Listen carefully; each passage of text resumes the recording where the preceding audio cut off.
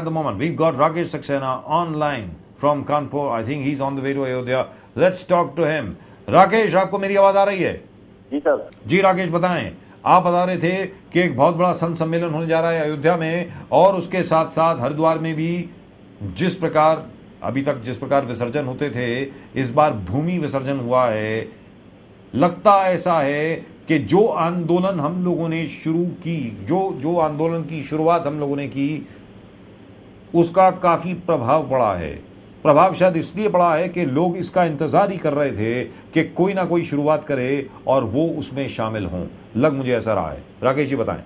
राजीव जी, बिल्कुल सही बात है। लोगों को किसी एक नेतृत्व का इंतजार था, किसी एक प्लेटफॉर्म का इंतजार था कि कोई सही प्लेटफॉर्म या सही ईमानदारी से कोई आदमी पहल करे और हम उसके साथ गंगा की मुहिम में खड़े हों। और हमें लग रहा है जो उत्तर प्रदेश की आपने हमारे लिए जो हमारे ऊपर जिम्मेदारी सौंपी है, as a principal bureau chief Uttar Pradesh होने के नाते, हमें लगता है हमारी पिछले जो 1.5-2 महीने में जो भी मैंने काम किया उत्तर प्रदेश में आपके आदेशानुसार गंगा को बचाने के लिए, कहीं ना कहीं इसमें जरूर कामयाब हुए हैं। इसी के चलते उत्तर प्रदेश के आज जो है लगभग 70 जिलों के से 80% जिलों में लगभग ये मुहिम हमारी कारगर हो चुकी है और लोग सड़कों पे आ चुके हैं, आंदोलन कर रहे हैं, गंगा के प्रति गंभीर हो चुके हैं। और खुद समाज द्वारा जो भी गंगा के प्रदूषण से बचाने के लिए हो सकता है, ये पहल उन्होंने करके दिखा दिया है कि वो आंदोलन पूरी ईमानदारी से करने के लिए इस बार गंगा के लिए उतरे हैं।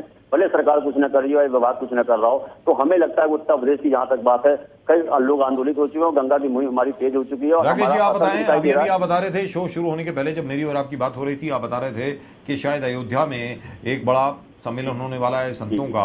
आपने ये भी बताया कि वाराणसी में काफी बड़ी मूवमेंट शुरू हो गई है।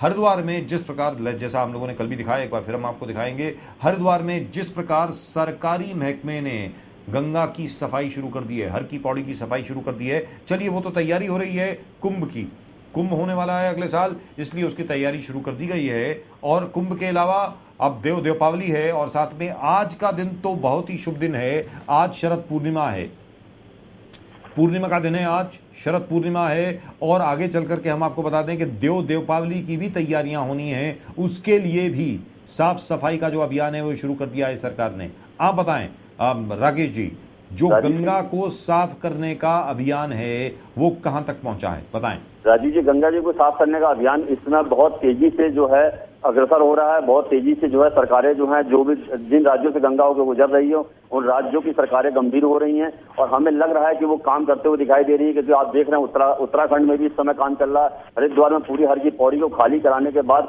उसमें सफाई की जा रही ताकि आने वाले कुंभ में उसमें स्वच्छ पानी मिल सके। और जो है साधु संतों की जो उनकी दिक्कतें थी कि गंगा जल की जगह गंगा नाला है, उसको जो है कहीं ना कहीं गंगा जल मिल सके। तो इस तरीके के प्रयास उत्तर प्रदेश में देखने को मिल रहे हैं। उत्तर प्रदेश की सरकार भी कर रही है, जैसा हम आपको बता रहे थे। इसी कड़ी में जो है 6 तारीख से 8 तारीख तक अयोध्या में जो है बहुत सारे साधु संत इकट्ठा हो रहे हैं। महंत अनंत गोपाल दास जी के छोटी छावनी में ये सारे साधु संत इकट्ठा होंगे। वहां एक बहुत बड़ा भोज का भी आयोजन किया गया है और उस समय गंगा की बात होगी, गंगा के लिए आंदोलन की बात भी वहां पे होगी। उसके लिए मैं निकल चुका हूं, जैसा हमने आपको बताया। अयोध्या में आने वाले 6 तारीख को आपको दिखाई देगा कि हमारे देश के साधु संत किस तरीके से गंगा के लिए खड़े होने वाले हैं। और उससे पहले 5 तारीख को भी पता लग जाएगा कि हमारे देश के जो प्रधानमंत्री हैं वो गंगा के प्रति कितने गंभीर होकर उन्होंने किस तरीके के कड़े कदम उठाए। क्योंकि आज पूरे देश की जनता प्रधानमंत्री की तरफ देख रही है। कल का दिन है, जिस दिन पता लगेगा कि गंगा के लिए किस तरीके के कड़े कदम उठाने जा रहे हैं, या बड़ा कदम उठाने जा रहे हैं, या कठोर कोई उसके लिए कानून पारित करने जा रहे हैं। इन सब बातों का कल खुलासा होगा। ये बात जरूर प्रधानमंत्री को मद्देनजर रखते हुए बैठक करनी चाहिए कि पूरे देश की जनता आज उनकी तरफ देख रही है, माँ भगवती गंगा उनकी तरफ देख रही हैं। और हम लोग की पूरी मुहिम का दामोदार जो है, हमें लगता है कल हमारे वजीर आजम के ऊपर है कि वो किस तरीके का निर्णय लेते हैं। और अगर उन्होंने कोई निर्णय नहीं सही लिया तो देश की जनता बिल्कुल तैयार है आज किसी भी तरीके का आंदोलन करने के लिए। हमारे देश के साधु संत तैयार हैं किसी भी तरीके का विकराल आंदोलन करने के लिए। और अब कोई पीछे नहीं हटने वाला। लिहाजा सरकार को झुकना ही पड़ेगा, सरकार को कोई ठोस कदम उठाना ही पड़ेगा माँ गंगा को बचाने के लिए। राजीव जी, माँ गंगा को बचाने के लिए सरकार को कोई ठोस कदम उठाना ही पड़ेगा। सबसे पहला कदम ये होना चाहिए कि नरोरा और टिहरी डैम से एक वातावरण के तहत यानी पर्यावरण के तहत गंगा के पानी को छोड़ा जाए। कितना छोड़ना है, कैसे छोड़ना है, वो वैज्ञानिक तय करेंगे, लेकिन छोड़ा जाए। नंबर 2, गंगा को और कैद ना किया जाए। नंबर 3, जो सुरंगें बन रही हैं उत्तराखंड में, 7000 किलोमीटर लंबी जो सुरंगें बन रही हैं, जिसमें से 32 किलोमीटर की सुरंग अभी और बनाई गई है, इन सब पर काम रोका जाए। आखिरकार ये अर्थक्वेक प्रोन एरिया है, भूकंपग्रस्त एरिया है, इलाका है ये। यहां पर अगर भूकंप आता है जो आएगा ही। हर 3 या 4 साल के बाद इस इलाके में भूकंप आता है, और अगर यहाँ पर 7,000 किलोमीटर लंबी सुरंगें होंगी, उसके बाद क्या होगा ये मुझे आगे बताने की आवश्यकता नहीं है। आप लोग बताएं, एक बार फिर let me put that question to you. आप लोग बताएं, क्या आप आएंगे हमारे साथ गंगा को बचाने के लिए? गंगा को बचाना है। प्रधानमंत्री मीटिंग ले रहे हैं कल, और प्रधानमंत्री जी को बताना है कि हम लोग खड़े हैं उनके साथ। आप बताएं दिल्ली, आप बताएं लुधियाना पंजाब, आप बताएं फिरोजपुर फरीदकोट, आप बताएं गुरदासपुर अमृतसर जालंधर, क्या गंगा को बचाने के लिए आप प्रधानमंत्री तक भेजेंगे एसएमएस? आप बताएं गोरखपुर, आप बताएं लखनऊ, आप बताएं कानपुर, आप बताएं क्या गंगा को बचाने के लिए आप हमारे साथ रहेंगे? आपके एसएमएस हम भिजवाएंगे प्रधानमंत्री कार्यालय में। क्या आप चाहेंगे कि प्रधानमंत्री पारित करें कानून गंगा को बचाने के लिए, कि गंगा को जो भी प्रदूषित करेगा उसके खिलाफ आतंकवादी कानून के तहत होगी कार्रवाई? आप आरकेबी टाइप करें, अपना नाम टाइप करें, अपने शहर का नाम टाइप करें, और टाइप करें Y for yes and send it on 588877 588877। आप बताएं जयपुर, आप बताएं इंदौर, आप बताएं भोपाल, आप बताएं ग्वालियर, आप बताएं मुंबई, नासिक, नागपुर, क्या गंगा को बचाने के लिए आप आएंगे हमारे साथ? गंगा को बचाने का आखिरी मौका है। प्रधानमंत्री ने बुलाई है बैठक गंगा को बचाने के लिए सोमवार को, यानी कल।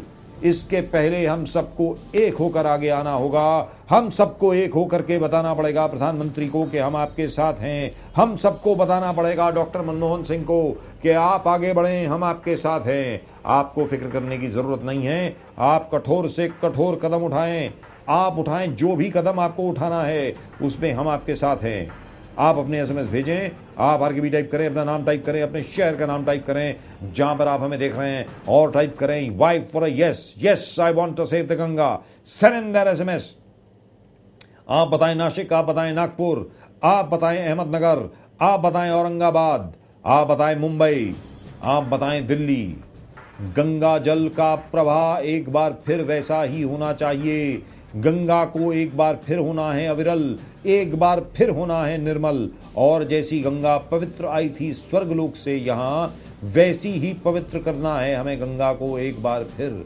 लेकिन इसके पहले हम सबको होना होगा एक। यही वक्त है सरकार पर डालना है दबाव। क्या गंगा को बचाने के लिए आप आएंगे हमारे साथ? आपके एसएमएस हम भेजेंगे प्रधानमंत्री कार्यालय तक। क्या आप चाहेंगे कि प्रधानमंत्री पारित करे कानून गंगा को बचाने के लिए? क्या गंगा को बचाने के लिए कानून पारित होना चाहिए? आप भेजें अपने एसएमएस। गंगा को हम सबकी जरूरत है। कर्रा कर चिल्ला चिल्ला कर बोल रही है हमारी माँ कि मुझे बचाओ, मेरा गला घोंट घोंट के मुझे मत मारो, मेरे में जहर उड़ेल उड़ेल के मेरा कत्ल मत करो, मुझको सुरंगों में बांध करके मेरी मैयत की तैयारी मत करो। आप आरकेबी टाइप करें, अपना नाम टाइप करें, अपने शहर का नाम टाइप करें, और आप भेजें अपने SMS. Type out Y for yes, type out yes I want to save the Ganga, that's what we want to hear from you. और आप भेजें अपने SMS on 588877। Let's go right back to Rakesh for a final word. Rakesh, आप बताएं, आपको क्या उम्मीद है कि प्रधानमंत्री डॉक्टर मनमोहन सिंह किस प्रकार का दिशा निर्देश देंगे Ganga river water basin authority को? बताएं। राजीव जी, जैसा आपने भी कहा अभी बताया है कि उनकी सबसे पहला कदम ये होना चाहिए कि कम से कम आने वाले जो बांध की बात हो रही है कि हमें और बांध बनाने चाहिए, हमें सुरंगें बनानी चाहिए गंगा को कैद करने के लिए, ऊर्जा में परिवर्तित करने के लिए जल को। सबसे पहले तो उनको जो है उसको रोकना होगा, और जो बांध बन चुके हैं जहां पे गंगा को कैद किया जा चुका है वहां से उनको मिनिमम डिस्चार्ज लेवल जरूर मेंटेन करना चाहिए। उसको छोड़ने के लिए उनको निर्देश देना चाहिए ताकि गंगा को बचाना, अगर सही भावना में उनको बचाना है, सबसे पहला कदम उनका ये होना चाहिए। इसके साथ ही साथ उनको कड़े कदम भी उठाने के लिए कड़ा नियम भी पारित करना होगा कि जो कम से कम दिखाई दे और ऑब्जर्वेशन कमेटी बता सके कि कहां पर जो पैसा लग रहा है वाकई में वहां पे वो काम हो रहा है कि नहीं हो रहा है। तो कुछ इस बार पैनल में कुछ ऐसे लोग को रखना चाहिए जो ये ऑब्जर्व करें कि जो भी पैसा केंद्र सरकार राज्य सरकारों को दे रही है या केंद्र सरकार इस परियोजना के तहत जो प्रदूषण बोर्ड को, गंगा प्रदूषण बोर्ड को मिल रहा है, वाकई में उस पर कितना काम हो रहा है और वाकई में क्या दिक्कतें हैं हर जिलों में, उसकी सही तरीके की मॉनिटरिंग करते हुए उसकी सही पूरी चीजों को आंकड़ों को इकट्ठा करते हुए, एनालाइज करते हुए वहां के जिलों के द्वारा जो है केंद्र को मिले, ताकि केंद्र उसके हिसाब से उस मुताबिक जो है वहां पे जो है उस तरीके के ट्रीटमेंट प्लांट्स लगा सके, वहां की वास्तविक स्थिति को समझते हुए वहां पे वहां के पोल्यूशन को दूर करने की कोशिश कर सके। तो ये सब चीजों को ध्यान में रखते हुए अगर प्रधानमंत्री कोई निर्देश देते हैं तो हमें लगता है गंगा को बचाने की वो सही पहल कर रहे हैं, अन्यथा जो है फिर सब चीजें व्यर्थ होंगी। अगर ऊर्जा के लिए उन्होंने को नहीं रोका, बनने से सुरंगों को नहीं रोका, तो हमें लगता है कि कहीं ना कहीं फिर ये सच्ची भावना नहीं है, या गंगा को वो प्रदूषण से मुक्त कराने में नाकामयाब साबित होंगे। और अगर ऐसा होता है तो ये तय बात है कि इस बार का आंदोलन जो है आर पार की लड़ाई लड़ने के लिए बैठा हुआ है, फिर वो मनमोहन सिंह हो या राज्य सरकार हो, सबके लिए जो है मुश्किल होने वाली है। राजीव जी, दुरुस्त बात है। और जैसा कि आपने कहा, जहां तक के गंगा का प्रश्न है, गंगा को लेकर के सभी लोग अग्रसर हैं, सभी लोग आगे आने को तैयार हैं, भले वो धार्मिक नेता हों, भले वो सामाजिक संगठन हों, भले वो वैज्ञानिक हों, भले वो पर्यावरण से संबंधित जितने भी लोग हैं, जितने भी एक्टिविस्ट हैं, जितने भी गैर सरकारी संगठन हैं यानी एनजीओ हैं, सब लोग गंगा को बचाने के लिए आज की तारीख में आगे आ रहे हैं। क्योंकि आखिरकार गंगा के बाद हमें बचाना है बाकी सभी नदियों को। यहां पर भले ही धार्मिक भावना से गंगा आपके साथ जुड़ी हो या ना जुड़ी हो, भले ही यहां पर आपको कोई स्पिरिचुअल चीज दिखती हो या ना दिखती हो, आध्यात्मिक चीज दिखती हो या ना दिखती हो, लेकिन गंगा को बचाने का मतलब है उत्तर भारत को बचाना। और मैं बोल बोल के थक नहीं रहा हूं। मैं ये नहीं कहता हूं कि मैं थक गया हूं, बिल्कुल नहीं थका हूं, और ये मैं बोलता रहूंगा जब तक कि ये होता नहीं है कि गंगा के मरने का मतलब है पूरे उत्तर भारत का मरण दिन। आज अगर गंगा समाप्त होती है, लुप्त होती है, खत्म होती है, तो पूरा उत्तर भारत खत्म होता है। और जो इलेक्ट्रिसिटी, जो बिजली, जो ऊर्जा का उत्पादन टिहरी डैम से होना चाहिए था, वो 3% भी नहीं हुआ है। 20,000 मेगावाट की बात हुई थी, आज की तारीख में 240 से लेकर के 1000 मेगावाट भी हम उत्पन्न करने में सक्षम नहीं है। आखिरकार तो फिर क्या आवश्यकता पड़ी थी गंगा को कैद करने की? 47 स्क्वायर किलोमीटर बड़ी एक